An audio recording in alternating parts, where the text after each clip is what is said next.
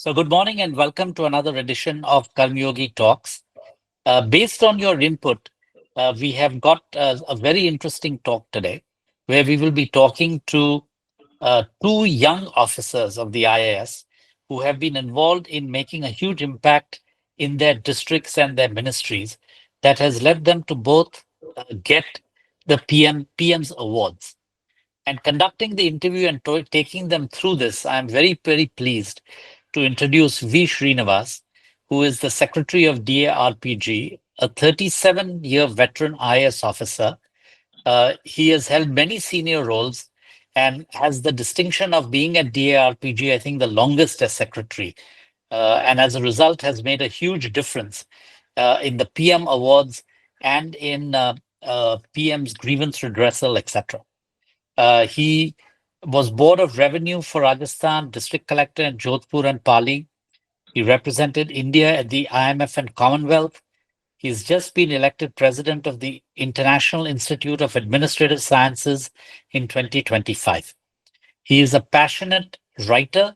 I don't know how many books he's written on administration and administrative reform, but he's a very thoughtful writer. I'd encourage you to read some of his books. And more importantly, he has really elevated the quality of the awards and the quality of the people and the impact that they've had in the districts. So without further ado, I will turn over this Karmayogi talk to V. Srinivas. It's all yours. Thank you very much, Adilji, for inviting me and two highly distinguished young colleagues, Mrs. Tina Dabi and Sri Karn Satyarthi, young officers who are high achievers in governance.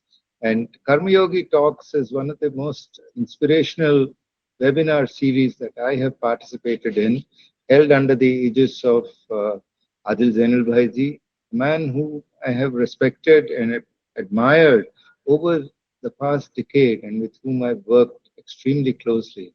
So when he reached out to me to conduct a session with the young superachievers of modern India, we thought we should invite Karn Satyarthi and Tina Dabi for this discussion. So let me introduce the two participants and speakers for today. Tina Dabi ji is a 2016 batch officer from Rajasthan cadre. She has a BA in political science from the Lady Shri Ram College, New Delhi. Currently, she works as collector and district magistrate of Barmer, and she topped the 2015 UPSC examination. She's a recipient of the President's Gold Medal in 2018 and in 2022, a national award for her work in the Aspirational Districts program. So she's also been a pioneer in implementing the Beti Bachao, Beti Padhao scheme and the Sampurnata Abhiyan, and is a recipient of state level awards. Sri Karn Satyarthi ji is a 2016 batch officer from Jharkhand cadre. He has a BTech in mining engineering and an MA in public management from JNU. He serves as collector and district magistrate of East Singhbhum, Jamshedpur, and his work as district collector and district collector had received the Prime Minister's Award for Excellence in Public Administration in 2023 in the Holistic Development of Districts category.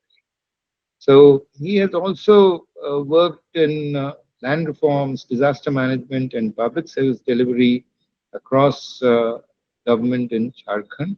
And I've had the opportunity of seeing his work very closely on the evaluation of the Prime Minister's Awards for Excellence in Public Administration. So this will be a question-answer mode of interaction. So let me pose the first question to both our speakers today. How is the life of an IAS officer working in the field, particularly heading a district? Tina, you're handling your second district charge. How has been the experience, and what are the notable successes that you have achieved as a district collector? Good evening, sir. Sir, thank you first and foremost for the opportunity to participate in this webinar. It's a great privilege to be part of such a illustrious platform. So with respect to being posted in the district, this is my second assignment as district collector. I've had the unique privilege of serving two desert districts. My first district was Jaisalmer, and the second district as of now is Barmer. And I believe, sir, it's one of the most enriching and rewarding experiences of my very limited time in the service till now. And since these are slightly more backward areas of Rajasthan, and there are still a lot of development challenges persisting in the districts, the aspirational district program, the visionary program of Honorable Prime Minister of India, has been a real game changer. Since Jaisalmer is one of the 112 districts under this program, and I've served as collector in Jaisalmer, the 49 indicators, sir, in the 5 overarching schemes, and how time-bound we had to deliver targets, we had to chase our performance in those various indicators. And so we had the unique privilege with all teamwork of getting All India Rank 2 in the ADP program, so, and also winning reward money for the district back in 2022. So similarly, in Barmer, as of now, one block has been chosen in the prestigious aspirational block program of the government. And recently we had a Sampoornata Abhiyan, in which we again had to completely saturate 5 indicators in various categories. And it was a very enriching experience, highlighting how with good monitoring, very aggressive monitoring, I would say, time-bound tracking, we can really saturate and make changes especially in those districts which are still very backward as we compare the rest of the country. So I believe, sir, serving as collector in both these districts and being able to participate in these two government, trying to ensure how effectively we can monitor various different schemes of the government, be it the state government or the central government. So it has been a very enriching experience. And since over time, the role of a district collector has now moved from being maybe from an authoritative figure or a service regulator sort of a figure to more of a service provider, where I believe, sir, all these schemes of which we have to, from which we have to benefit the citizens, they are no longer seen as charity, but as rightful entitlements. So to be able to deliver on those expectations of people with respect to fast delivery and effective delivery, sir, I believe that is also a privilege and also one of the biggest challenges today as district collector, sir. Thank you, sir. Thank you, Tina. Let me come to Karn Satyarthi. Please share your experiences of handling two very diverse districts, and Gumla, where you received the Prime Minister's awards for holistic development of districts, and now a more industrialized district like East Singhbhum, Jamshedpur. Good evening, sir. And thank you, sir, for choosing me for the interaction. And Tina, of course, is a batchmate, so that's a very pleasant surprise for me. And thank you for the generous introduction, sir. Sir, I've lived all my life, most of my life in Jharkhand, and but I truly got to know of the state only once I joined the service. Like the depth of the cultural traditions of the state, the unique problems that this state faces, and the tribal backdrop in which we have to work. And you very rightly said, sir, that Gumla is a predominantly tribal district. It had very unique challenges. 70% of Gumla's population was of tribal origin, and we had the opportunity to work on various schemes for them. The Prime Minister's Award for Excellence in Public Administration for 2023 it was on the basis of how well we were implementing 12 flagship schemes of the government of India. And what we tried doing was that we did not focus just on numbers, because what happens often is when we focus just on numbers, we start targeting the low-hanging fruits. And the moment we reach 90-95% of saturation level for a particular scheme, complacency sets in. So what we did was, since Gumla was topographically very tough, and for the better part of the last 2 decades, it has been very badly ravaged by left-wing extremism. Although because of the central forces and the state police forces. It has now receded to quite an extent. And right now, in 2025 January, Gumla was pulled out of the LWE, officially pulled out of the LWE category. But the legacy issues have remained. So what we decided doing was we'll start an approach of saturating the hardest parts first.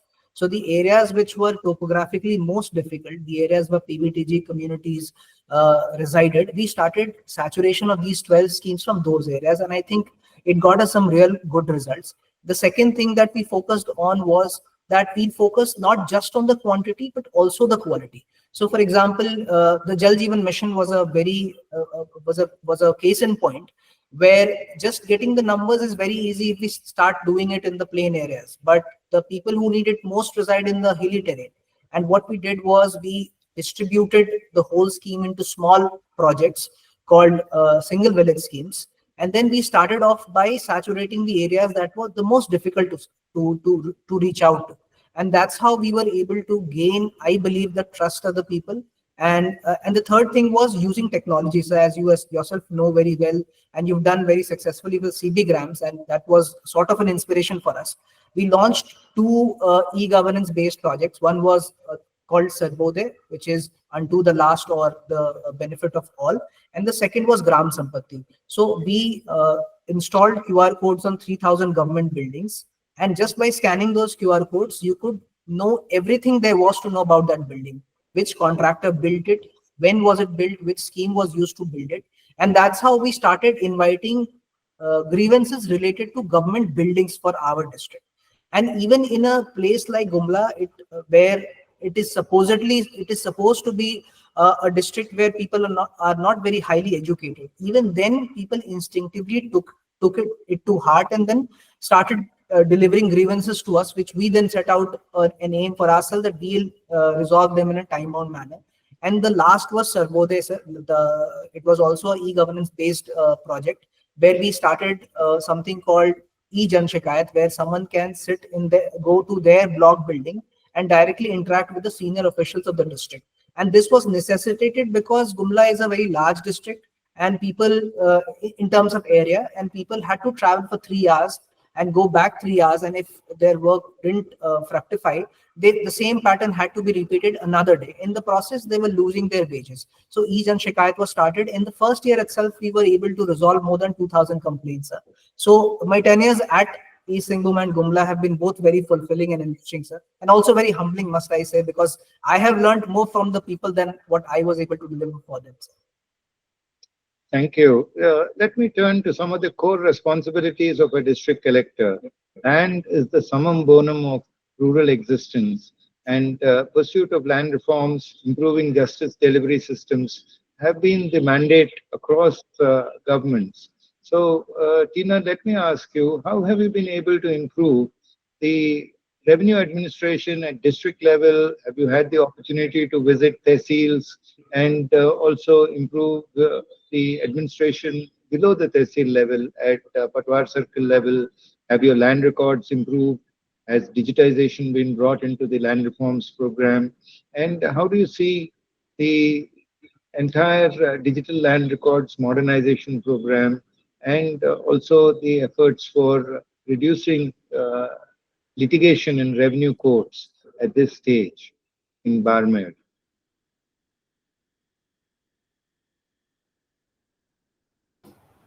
Sir, definitely, sir. With the DI LRMP program, it has completely transformed how we keep and maintain our records. And nearly in every tehsil in Barmer, we have our model record room. So that has definitely improved the way that we are keeping our records in place.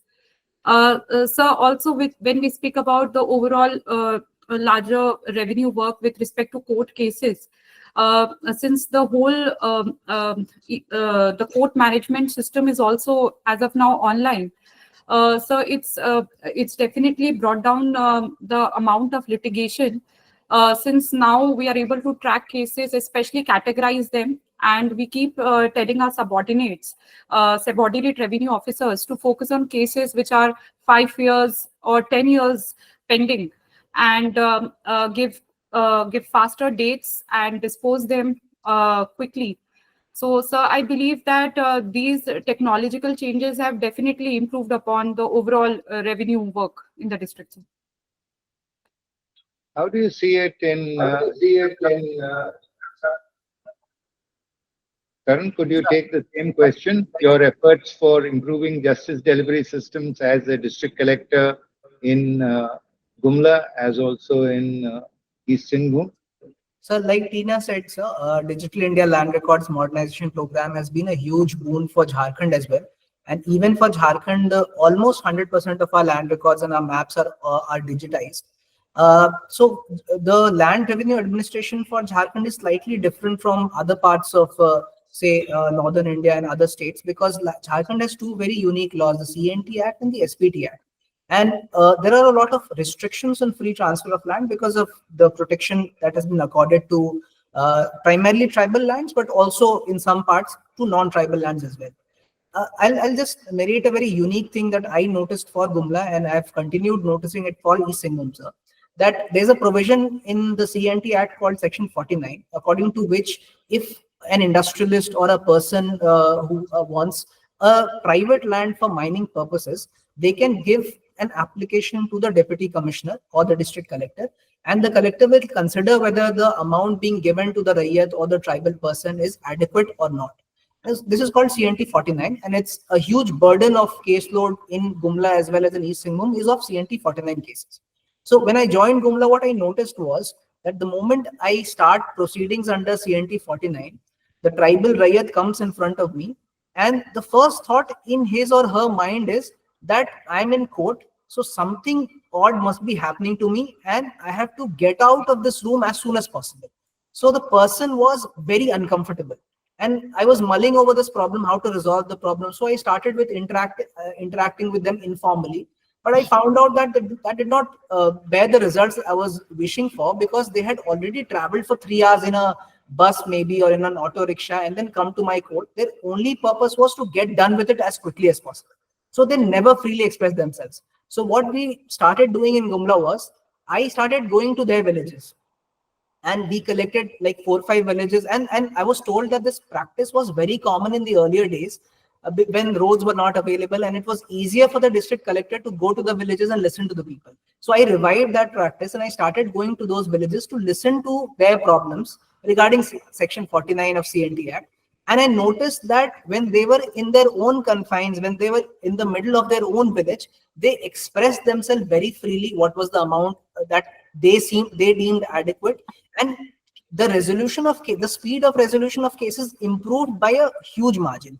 And this was beneficial for the mining and the industrial companies as well. So it was a win-win solution. The only thing that we had to do was to prepare a little bit in advance and go to their villages and listen to them. And this learning I'm trying to implement in East Singhbhum as well, sir. So this was one thing. The second is, what we are trying to do is that since land is such a vexed issue for the state of Jharkhand, we are starting a pilot project in a circle called Bodam. A circle is a tehsil in Jharkhand, Bodam in East Singhbhum, where the moment a mutation takes place. So the NGDRS, the deed registering website, and the land records maintenance website, which is called Jharbhumi in Jharkhand, are both connected. But we wanted to move it to a third level of integration, where the map is also integrated with the land records. So as soon as a land parcel gets divided or the name of the person who's holding that parcel gets mutated, we want the map to be mutated as well. And I think 1 or 2 southern states are also working on it, and maybe Karnataka has been able to do it. But if we are able to do it for Jharkhand, I think it will lead to a huge efficiency gain. So the department has chosen East Singhbhum for this pilot project, sir. We are starting it in Bodam, and I'm hoping that we get some good results. And if it is done successfully, then a lot of land disputes will get resolved, because the maps will reflect the correct status of the land on the ground. So these are the 2 things that I thought stood out for my state, sir. Thank you very much. I think the points that you've raised with regard to modernization of land records are very vital for boosting investments, as also for security of tenure for thousands of farmers across Rajasthan, as also Jharkhand. This talk is about Karmayogi movements. So both of you have achieved significant successes in implementing priority sector programs. Let me talk about Tina's Karmayogi movement of implementing the Beti Bachao, Beti Padhao campaign in Barmer and in Jaisalmer. So please share your experience and what was it to witness this huge success story. Thank you, sir. Sir, Karmayogi moments, I think they're very beautiful moments where you perform some service very selflessly and with utmost passion and a dedication. And myself being a woman, the government of India's campaign of Beti Bachao, Beti Padhao is very, very close to heart. And I have tried to do a lot of work under this scheme in both the districts, the previous district and the current district that I'm serving. Under the very ambitious BBP scheme, every district is allotted about 5 to 10 lakh rupees to implement this scheme. However, a lot of times the money was being underutilized or unutilized and was going back to the government. So in both the districts that I've served and I'm serving, we always try not only to utilize the amount given by the government for implementing this scheme in the district, along also इसको हम कोशिश करते हैं sir कि कैसे हम इसे integrate कर दे CSR फंड से या जितने भी हमारे प्राइवेट पार्टनर्स जो इस फील्ड में काम करते हैं, जो हमारे भामाशाह हैं जो इस फील्ड में इंटरेस्टेड हैं. तो सर जैसे बाड़मेर में हमने मरु उड़ान एक district specific initiative Beti Bachao Beti Padhao के अंतर्गत इम्प्लीमेंट किया था. और सर इसमें हमने कुछ थीम्स ऐसी पकड़ी जो आज के मॉडर्न एज में गर्ल्स और विमेन के लिए रेलेवेंट भी हैं और उनके लिए काफी यूजफुल भी हूँ. जैसे sir cyber security, it is a very big threat sir these days with so much of things happening online, be it financially or be it otherwise. So sir, we conducted district-wide camps, training camps on cyber security for women. हमने sir life skills में और भी चीजें identify करी, जैसे आज भी sir बहुत लेडीज को ड्राइविंग नहीं आती. So we conducted free of cost driving sessions for women. फिर सर हेल्थ में for a very long time we have been focusing on से anaemia or other conventional illnesses, but the growing concerns in women these days are breast cancer or cervical cancer. So conducting camps and especially having mammographic vans move around the district to test and screen women on breast cancer and cervical cancer was also one of the basic tenets of Marudan. Then also sir, I think without financial empowerment women will never be fully empowered. So in today's age, personal finance management भी sir एक ऐसा theme है जो बहुत important है. सो ग्रामीण महिलाएं हों तो अल्प बचत स्कीम, स्मॉल सेविंग स्कीम्स में वो कैसे अपनी आय को और बढ़ा सकती हैं. Of women working in cities, we conducted very nice training sessions for them on basic DMAT and how to share, how to invest in the share market, etc. So these various themes along with the other conventional themes that we were already undertaking. ये sir हमारे यहाँ काफी सारे अच्छे CSR partners थे. We had Keen Vedanta as our major partner in this all of these initiatives, and so for women about in the district about 10,000 women and counting participated and benefited from this. And the state governments also adopted it into a statewide program and adopted it as Rajasthan Maru Udan. And so this initiative got recognized as the best practice from Rajasthan and got published in the 10-year anniversary edition of Beti Bachao Beti Padhao this January, sir. So it was a very rewarding, very enriching experience for me. It's a topic very close to my heart. And sir, I love working for girls and women. So this is something that I had utmost pleasure undertaking. And so being a district collector, I think this is one of the beauty in the service, that you get to work on projects very close to your heart. So this was my experience regarding it. Congratulations. It sounds a hugely successful initiative in which thousands of women could be mobilized and benefit from this, from your leadership. Karn Satyarthi ji, can you please share your Karmayogi movement in leadership and service to the nation, where you found yourselves reaching with a nation first, citizen first approach? Right, sir. So I found Tina's experience to be very inspirational, sir. And since by virtue of being in the district and being in the field for close to 7-8 years, uh, the the one experience that I you know I like the most about being a deputy commissioner or about being in the field in the Indian Administrative Service is actually interacting with the people, sir. So I had noticed when I joined Gumla was that the senior officials from the district, especially at the rank of maybe deputy commissioner or district collector, went to the field for primarily two reasons. One was when they had to inspect a scheme or a government work or something of that sort. And the other was when there was a program at the village level, there was some karyakram happening, some government scheme launch or something of that sort. But what we tried doing was introduce a third leg, because these two things are absolutely important: inspection of schemes and services being delivered, as well as launch of government schemes and programs and that sort. But what we did was we started going to the villages to just sit with the citizens and try to understand the problems that they face. And what I noticed was, more often than not, people are aware of how to solve the problems. What they don't have is the means to solve them. And so what we did was we started focusing on these critical gaps, that okay, if there are a bunch of rural women who want to start a business, who want to start a millets business, or who want to start a maize business, what is the thing that they lack? They don't lack understanding of the supply chain. They don't lack the will to work hard. Integrity, they're absolutely top notch. I mean, people from Jharkhand are, in terms of integrity, they're some of the best people in the country. What they lack is a critical gap. They don't have access to finance. They don't have access to maybe a huge market. They lack training. That is, of course, given. So we started a program called Ujjana Bijna Abhiyan, and this was towards the end of 2023, sir, when the first PM award cycle was just getting over.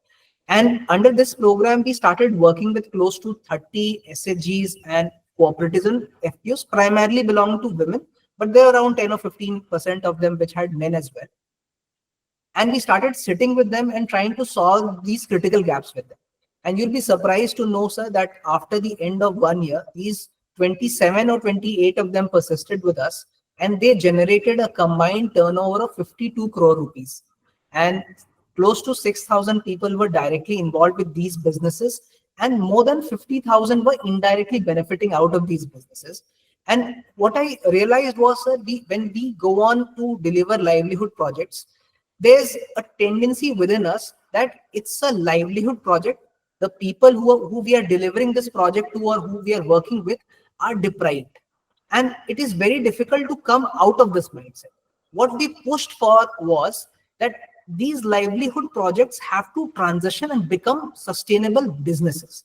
Because unless and until they become businesses, what will happen is, if there is an officer or maybe a certain government or maybe a senior official or maybe within leaders from within the community, as long as they keep pushing the project, it will run.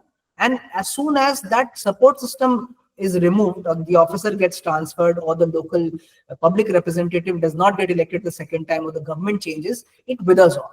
The moment that livelihood project transforms itself into a functioning business where their product or service has a demand in the public, that is the time when they've truly pivoted themselves, and they will never wither off them. So this was one Karmayogi moment for me, sir. Although I think Karmayogi is a huge aspiration, and we are still aspiring to be Karmayogis, and we're not there yet, but we are striving every moment. And this way I was able to visit more than 250 villages from my district in Gumla. And for Jamshedpur, I have visited around 21, 22 villages so far, just to sit with the people and find out. Like for Jamshedpur, I found a very interesting project. There's a village called Andharjor, which is hardly 15 kilometers from the city. And Jamshedpur is known, sir, for Tata Steel and Tata Motors, all the big industries. That village, it has 70 families, and all 70 of them do just one thing: manufacturing musical instruments. So they make tablas, they make harmonium, they make mandar, all local musical instruments and all the sophisticated ones. A whole village just doing that. And now we are trying to fill those critical gaps for them. For example, they didn't have a cooperative or any company or FPO for them as yet. They don't have a workshop, they don't have a retail shop. Now, these are the critical gaps where I think the government can pitch in. The moment government starts thinking that, okay, a group of women are manufacturing ragi laddus and we'll buy all of them back for our own projects. This may work for a brief little time, but the product will never stand the test of a real market if the government starts buying all these products. So this was a huge learning for me, sir, that the lessons in entrepreneurship that a rural woman can teach me are not less than a professor from XLRI can do. The only thing is the rural woman doesn't have the means to mitigate those risks she faces day in, day out. And our job as government servants is to address those critical gaps. So this was and every visit to a village, every interaction with an old person, or every interaction with a person who performs, say, a Chhau dance in villages of East Singhbhum is a huge Karmayogi moment for me, sir. And I made a lot of effort at learning the local language in Gumla, which is Kuluk, the language of the Orao. And I faced a very interesting incident once in the in the physical Jan Shikayat that the deputy commissioner is mandated to hold for 2 days in a week in my state. Someone came to me and he could not speak very well in Hindi, and we had a brief conversation in Kuluk. And while going back, he came with a person, and while going back, he was saying कि मैंने बोला था ना कि साहब भी Orao हैं. So that was a huge Karmayogi moment for me, sir, and I'm striving to match that moment every day. Although I still think we are far off, but we are trying every day, sir. Indeed, indeed. Karmayogi mission also seeks not only individual leadership excellence, but also certain behavioral competencies to be brought in, and a workplace transformation in terms of digital transformation of workplaces. So as a leader, could you bring certain behavioral competency improvements in your team in the district in terms of how they could adopt a nation first, citizen first approach, Tina, in Barmer? So definitely, sir. I believe the underpinning factor behind Karmayogi is that our positions are temporary and the impact needs to be long lasting. So we must create a milieu as well as a system wherein the seva bhav continues. And so I believe that we had the unique distinction, my district had the unique distinction of facing a sort of a war-like situation during Operation Sindoor. And that was quite a reality check since we've not faced such sort of a situation for decades, for a very long time. And the protocols that we had to follow back then, or sir जो main issue उस time था कि panic बहुत ज्यादा था sir लोगों में, and how to enforce say when we had to enforce blackouts, when we were facing a swarm of drones, or whenever we had to act as per whatever the army or the air force was suggesting. So how to be an administrator who is able to execute all of those things, as well as how to be empathetic to the people residing in Barmer who were facing a lot of panic at that time, and also to plan for the worst case scenarios where we would require to evacuate certain pockets, or maybe ensure that there is no stop of essential services or essential commodities. So I believe that that was a real reality check for the entire administration team working in Barmer. And I believe that was also a big Karmayogi moment where we were truly dedicated to serving the nation, to serving the people residing here, to looking out and to our best of our capability, assisting the defense forces deployed here. And also, sir, I believe that really instituted a true spirit of teamwork, of dedicating yourself selflessly. Because sir, I believe during those 7-8 days when we were facing those circumstances, we barely got any sleep. We were tirelessly working in our control rooms, ensuring everything was happening smoothly, and to ensure that no harm with respect to anything occurs in the district to the citizens residing here. So I believe, sir, that did inculcate a lot of those values that we are still striving, as Karn rightly said, that we are in the direction of trying to become a Karam Yogi in a true sense. So I believe, sir, that was quite a reality check, and also helped us to inculcate those values of true dedication to public. Yes, indeed. Very well said. In fact, my mind goes back to when I was serving as district collector Jodhpur in the Kargil operations commenced, and moments of great patriotism and chivalry and courage that come forth in these extremely challenging situations.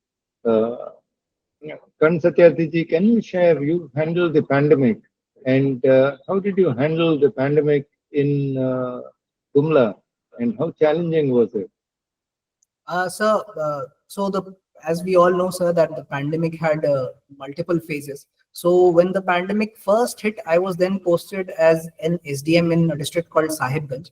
And when the pandemic hit us for the second time, I was posted in Kumda as DDC.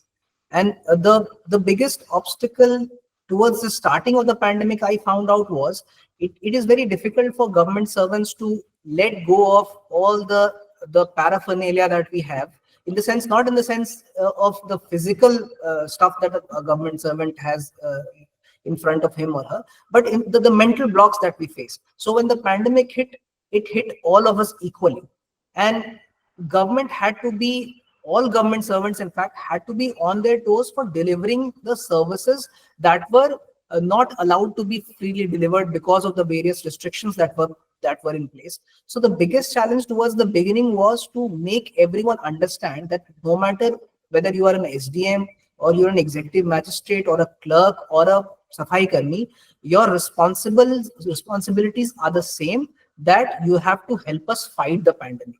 No matter where you're working from, maybe you're working from your homes, maybe you're working from your offices, maybe you are working despite all odds. But the thing is that towards the end of the day, no one should sleep hungry. And the thing that helped me most in making this transition was that the Vidhan Sabha elections in Jharkhand had just gotten over. And we all know, sir, that when the election takes place, the whole government machinery is deputed to the Election Commission. And we adopted the exact same model for our COVID response, which was we just dissolved all the barriers. Every person in the district has to be on toes and has to work for just one goal, that a person who is transitioning from the district, or an old age person, or a person who's a Divyang residing in their homes, should get those essential services. And the moment we dissolved those artificial barriers and we declared the government declared the disaster to be a national disaster, and we adopted the election model, all government servants were distributed into different cells, like the logistics cell, like the apurti or the supply cell, like we do in elections. And then we reassigned the roles to everyone. And we saw that when the government officials are willing to work in the mission mode, things do get delivered. Not even one person in my district faced hunger-related illness. Death is the last thing. Not even an illness. The number of people who were coming from other districts to my district, because Jharkhand is a huge labor exporting state. So the number of people who were coming from outside through buses, through trains was huge. But we were able to manage the whole movement logistically to the best possible ability that we had. The quarantine centers had all the basic amenities in place. And what the pandemic also taught us, sir, was that we have to think out of the box, because in government, sometimes we tend to become risk averse. So a very interesting incident comes to my mind, that we had ventilators, and I was deputed to RIMS, the tertiary healthcare facility in our state during that time. We had ventilators, we had beds. The only thing missing was a connector that connects the ventilator to the oxygen supply. And because the pandemic had hit the whole country, and anyway the eastern part of the country is not a huge manufacturing hub, we were facing a lot of problems in procuring those connectors. And my then Chief Secretary sir just asked us to think of out of the box solutions. And he suggested that because there are districts in Jharkhand which have industrial bases, there must be some fabrication plants in Jharkhand. And within 2 to 3 hours, we were able to zero in on a fabrication plant.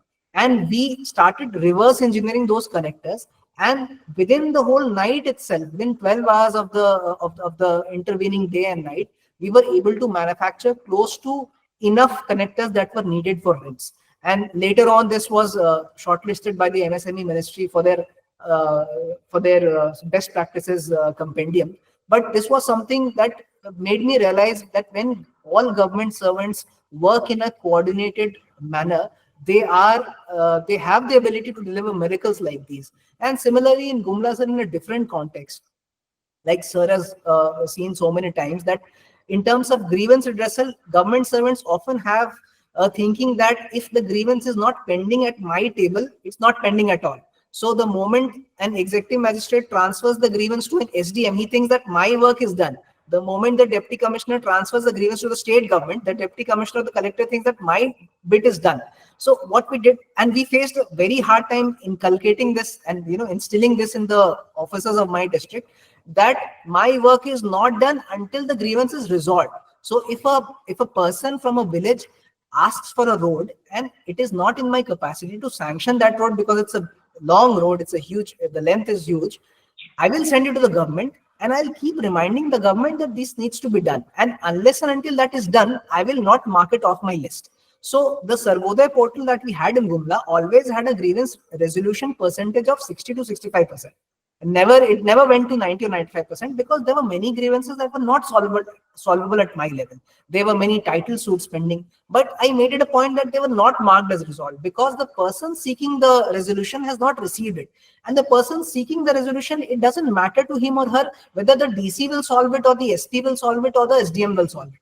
That person needs a resolution. So now, even in this assignment in East Singhbhum, I'm trying to make people understand that we have to resolve the grievance, not shift it from our table to someone else's table. So these are some of the things that my tenure in the field has made me realize.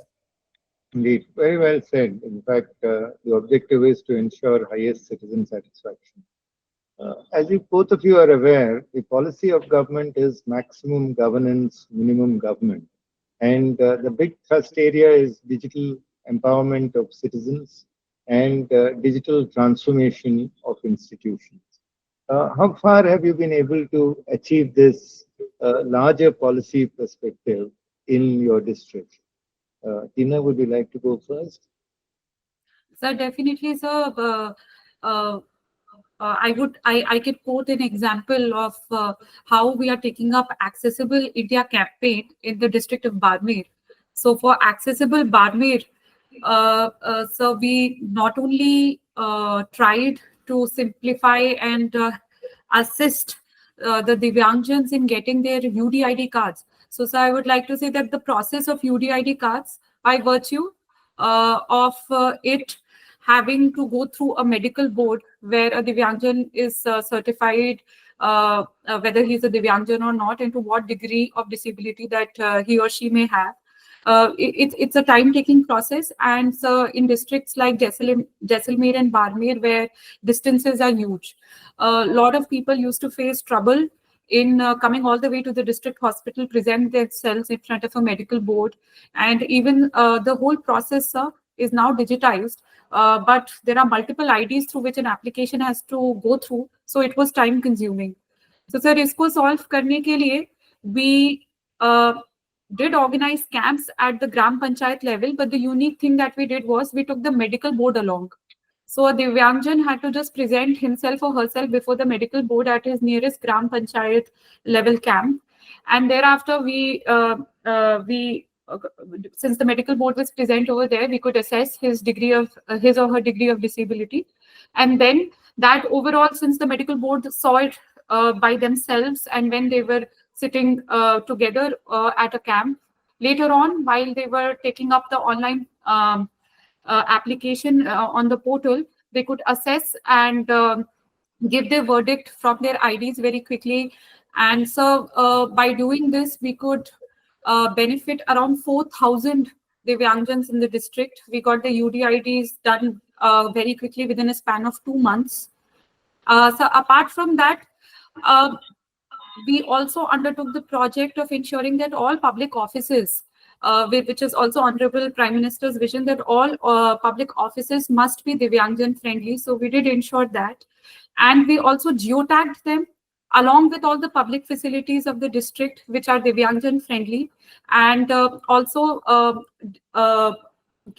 created a portal, a website portal for the district, wherein a Divyangjan could not only find his nearest public office, which is Divyangjan friendly, or a public facility. If he wanted to visit a public facility and know whether it was Divyangjan friendly or not, he could easily locate that, as well as a link to check his UDID card status.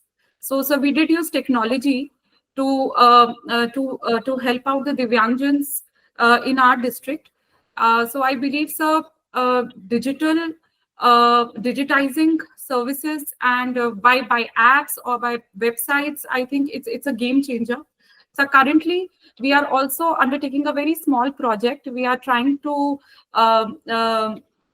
digitize a few features from the agriculture and horticulture field to enable the farmers here. So the farmers here in Barmer, sir, they mostly either grow agricultural crops like bajra and jowar, or horticulture crops like khajur and pomegranate, and many of them are even exporting. They do face a variety of problems since they've taken up anar and khajur very, very recently. So, sir, we are trying to utilize artificial intelligence in this app that we are creating, in which they can just take a photo if they're facing an issue with their crop. कुछ अनार में उन्होंने अनार की खेती करी और कुछ issue है, so they take a photo of it, and using AI and using the common problems that we already know and the solutions for them. So the app immediately would detect and tell them that what is the problem that they're facing and what is the possible solution for it. Also, sir, we will integrate them with real-time market prices, domestically or export related. Also give them real-time weather updates and rainfall alerts. So sir, this is also a small project that we've just started. So I truly believe, sir, that हम जितना ज़्यादा digital, जितना ज़्यादा technology को use करेंगे, it will be of great benefit and it will be a game changer. Thank you. Karn Satyarthi, can you share an experience of where technology has been adopted by you for improving service delivery, for bringing citizens and government closer? Right, sir. Sir, just like Tina said, sir, even I am a big votary of technology, especially for improving transparency, sir. And I especially, so all of us admire the work that you've been able to do with CP Grams, and that has been a real game changer for all citizens who want to register grievances. And so what we are trying to do is, other than, sir, the project that I talked about initially, which was Gram Sampatti, and the main aim of Gram Sampatti was ushering in an era of transparency, because you'll realize, sir, especially in the northern part of the country, that whenever you visit any hinterland and you see an old government building, maybe an old school, and you say, and sometimes an unfinished government building, sometimes a very poorly kept government building, and we ask the person, the local panchayat sachiv or whoever the local official is, and they'll say कि अरे हाँ वो 20 साल पहला बनना शुरू हुआ था, then some rates got revised and the contractor भाग गया, फिर कभी वो restart नहीं हो पाया. And the first thing that came to our mind was that we first need to know what the problem is.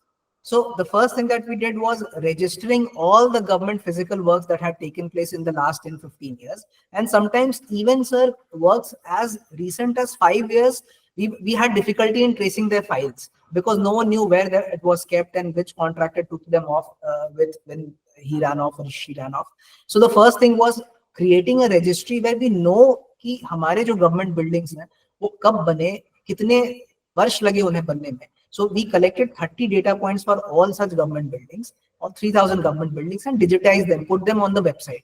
Anyone can see when their school building was built, why is it in such a bad shape, when was it last maintained, and then we could also check duplicacy. I found out that there was a check dam which had been built by the minor irrigation department, but the panchayat, Gram Panchayat had also drew their bills for that check dam. And the PhD department, surprisingly, also claimed that the check dam was built by them. So one project and money was drawn for 3 schemes. And it was a 15-year-old project. And it was only because we didn't have any duplicacy check mechanisms. The only duplicacy check mechanism we had was the file, and no one could locate the file. So now for the district that I have posted in, was posted in, like Dumka as DDC and Gumla as DC, and now we are implementing the same thing in East Singhbhum. And this project has been replicated by many other districts as well, sir. We know the exact life history of the building so that no one can duplicate that asset, and citizens know कि इसमें कोई खराबी है तो क्यों है. So this was one thing that we were able to do. So the second thing that we are trying to do over here is, like I talked about Sarvodaya for Gumla, sir, we are trying to develop a plus version of it, because of the recent advances, especially in the sector of large language models. We are trying to use those models for making the citizens' grievance redressal process easier. Because earlier, no matter how well we design a UX or UI, one has to register, one has to go to a website and know the basics of that website to know where to put your acknowledgement number, what comes out of that. What we are trying to do is, because the LLM models have empowered us to do this, and the speed with which those changes are happening is like mind-blowing. So what we're trying to do is, suppose as a use case, I can cite, suppose there's a small urban flood in any district, or there's heavy rains and a person's house gets damaged. So what that person knows is that his or her house has been damaged. What that person doesn't know is that there are 5 schemes of the government of Jharkhand and maybe 1 or 2 schemes of the government of India that he can take benefit from. Now, as the deputy commissioner, even I am not aware of the exact details of those 5 schemes. I'm aware of the mota-moti details, but where does he go to apply for those schemes? What exact documents does he take with him or her? And what will be the time limit, the citizen starter for delivery of that scheme? And who to go to when he doesn't get the benefit of that scheme?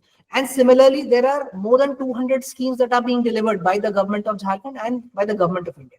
As a deputy commissioner, even I am not aware of all the details of those 200 schemes, but I expect that a person who is far lesser educated than me should know them to get the benefit of those schemes. So we are trying to design a simple application which is based on a large language model, where a person doesn't need to specify anything.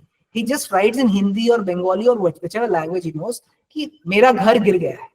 And we have already tested the POC version or the MVP version of this, and it works because because of the advances in the optical recognition and the LLM, that the software will understand what he's aiming at and give the person an answer कि आपका घर गिर गया है तो ये 4 schemes है जिसके आप फायदे ले सकते हैं. And the moment the person says, okay, scheme 1 के बारे में बताइए in Hindi or English or Bengali or whatever language he wishes, and the reply will be a short, simple, non-government, non-technical reply that आपको ये कागज चाहिए, ये कागज चाहिए, ये कागज चाहिए, इनके पास आप चले जाइए. अगर आपकी समस्या का समाधान वहां पे नहीं होता है तो आप यहाँ पे जा सकते हैं. This is the time that you should wait for, and if it doesn't happen within this time, you should escalate your complaint to this person. So I think, sir, this will usher in a lot of efficiency gains. A person who is in a block which is 90 kilometers from my district has to come here, travel 90 kilometers, apply, and then he comes and the person who's sitting opposite the table says कि आपका जो Xerox है वो 2 ही है, 3 Xerox चाहिए मुझे. Then he goes back downstairs, goes to the Xerox shops and finds that the Xerox shop is closed. So he waits for 2 hours and then comes back with the Xerox and finds that the office is now closed. So these rigmaroles can be, I think, cut out completely if we utilize these LLMs. And I'm trying to integrate this LLM-based model with the Jan Sahayata application that we already have for grievance redressal in my district, sir. And there are problems with this model, sir, because we have to include a lot of guardrails, because sometimes these models start hallucinating, sometimes they start picking up results from Google and everything. But those are problems that we'll, I think, learn on the go and try resolving them. But I think we might not have the best possible product within the next 3 months, but we'll have a workable product within the next 1 or 2 months. And I think the speed with which these models are evolving, very soon this will completely disrupt the government systems. Like Tina was saying, that you just click a picture of your field and the model works out everything, whether your crop has been damaged by heavy rainfall or hailstorm, or whether you are lying, whether you have photoshopped your field, everything will be transparently done. And I think this, as government servants, we must very quickly adopt these changes that are happening in the technology world, sir. Thank you. Let me thank both of you for presenting a 21st century model of district administration, also for showing highest levels of commitment with a nation-first approach, and several moments where Karmayogi moments and moments of high success and achievements have been witnessed. I'm sure Adil Zainulbhai ji would agree with me that we have heard two extremely determined, dedicated, and committed officials today who will be working for holistic development of India as part of Viksit Bharat at 2047. So if you have any concluding comments, may I invite you to your comments. Good. No, I was very intrigued by your AI story, both of you. And I know that we all know that PM is very keen that we leverage AI for improved governance and delivery of services. So my question was, now that you've used AI a little bit, what advice would you have for all the other young officers and even the older officers in the government of India about what they should learn about AI and how they should apply it? Well, my own experience of uh, applying artificial intelligence on a functional digital platform like CPGrams was that it enabled disaggregated data analysis and data analytics to a level where we could drill down to the village level, tehsil level, individual level, and to identify policy, process, as also root causes for grievance redressal. So this kind of data analysis was not possible with a mere digital platform. So AI plus a strong digital platform makes for transformational governance. And in 21st century governance, everybody brings data to the table for decision making. So I thought I'll give these opening remarks, and of course, we'll listen to both Tina and Karn Satyarthi. Yes, I believe that we must make use of AI. It does on various parameters make life easy. And I believe with greater number of people using smartphones, using various apps, and as Karn rightly pointed out, this is the age of transparency. This is the age of quick service delivery. So definitely, also, sir, using AI, we've also been able to come up with innovative solutions to a lot of problems, which are everyday problems, and they've proven to hugely provide relief to people. So, for instance, in desert districts like Barmer and Jaisalmer, water is still a very big issue. People still do not get water supply on a daily basis. When we talk of the larger district in city, yes, we have water supply every day, but not in the entire district. So, sir, for instance, we are also currently in the process of developing a app, a Jal Sati app for the district of Barmer, in which every resident can find out the nearest sort of a water locator, the nearest water sources, be it PhD sources, JJM works, or the water conservation works that we have been taking up under MG Narega scheme. So all in one place. Also, we are able to give them alerts when the next water supply would happen. Also, a sort of a community reporting mechanism. We are also going to introduce that, wherein they can report any pipeline leakages or illegal connections or problems related as such.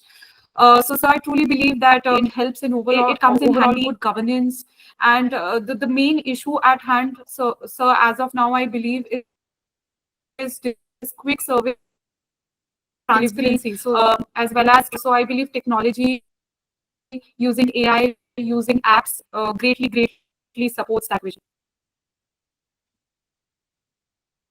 Karn Satyarthi, the same question, use of AI in governance and how you have been able to leverage it.